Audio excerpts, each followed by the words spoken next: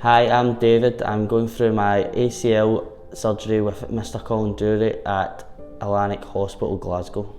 I hurt myself playing football in August 2023. I first came in to see Mr. Colin Drury on the 16th of February, and 4 weeks down the line I'm now in for my surgery. I'm really impressed with how quick and attentive they were with all my needs in terms of having to get in and try to get this sorted quickly.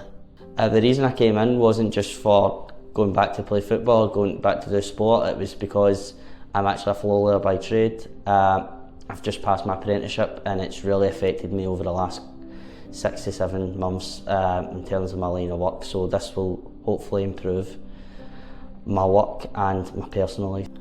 Going into the procedure, I'm relatively nervous as I haven't had any surgeries before in my life, but the staff here have reassured me constantly and make me feel much more at ease. My consultant, Mr. Colin Drury, he's made me feel a lot more confident about the surgery. He's been very thorough when explaining what's going to happen in the procedure and been very supportive. I know my recovery is going to take some time, but I'm sure with the support with Elanic and people around me, it will help me get back to playing football, something that I love to do.